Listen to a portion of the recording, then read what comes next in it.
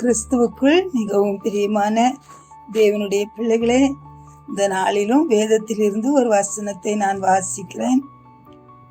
பிலிப்பியருக்கு எழுதின நிருபம் 4வது அதிகாரம் 13வது வசனம்.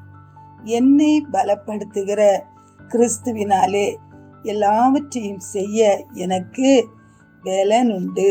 ஹல்லேலூயா, ஆமென். வேதத்துல நம்ம பார்க்கும்போது ஆசா என்கிற ராஜா தனக்கு விரோதமாய் படையெடுத்து வந்த அந்த சேனைக்கு முன்பாக நிற்க எனக்கு பலன் இல்லை என்று சொல்லி கதறுகிறத நம்ம பார்க்கிறோம்.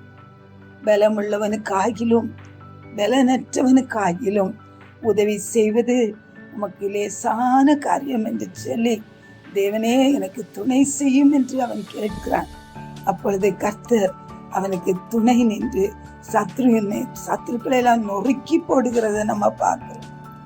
யோசபாத் ஆண்டவர்கிட்ட சொன்னான், எனக்கு முன்பாக நிற்கிற சேனைக்கு முன்பாக நிற்பதற்கு எனக்கு பலன் இல்லை அப்படின்னு சொல்றேன். ஹல்லேலூயா. நீங்களும் கூட ஒருவேளை உங்களுக்கு முன்பாக நிற்கிற பிரச்சனைகள், குடும்ப காரியங்கள், ஒருவேளை அது எதுவாகவும் இருக்கலாம்.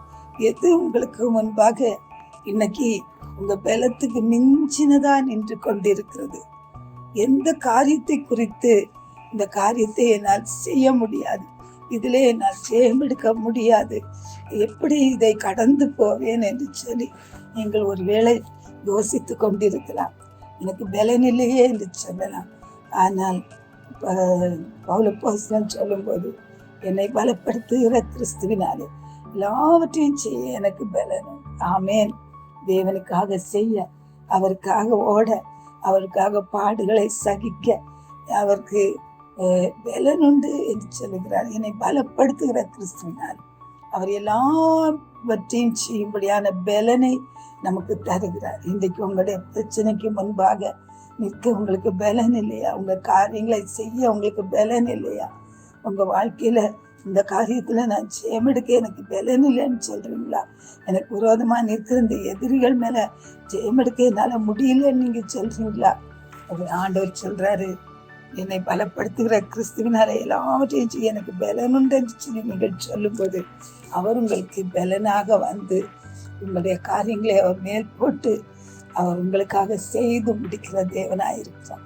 உங்களையும் பலப்படுத்துகிற தேவனாயிருக்கிறார். உன்னத பலத்தால் உங்களை விட்டு விட்டுகிறவராயிருக்கிறார். பலவீனப்பட்டு கிடந்த எலியா தீர்க்கதரிசியை ஆண்டவர் தட்டி எழுப்பி அப்பத்தையும் தண்ணீரையும் கொடுத்து அவனை பலனடைய செய்து அவனை ஓட வைத்தாரே, அப்படி உங்களையும் பலனடைய செய்து தேவன் ஓட வைப்பார்.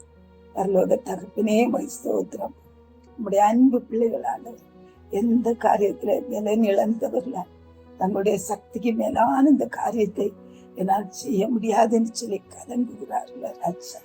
ஆண்டவரே, பிள்ளைகளை நீ பலப்படுத்தி அவர்களை பலப்படுத்துகிற கிறிஸ்துவாய் அவர்களோடு கூட வழி நடத்துகிறார்கள். இயேசுவின் நாமத்தில் ஆமென்.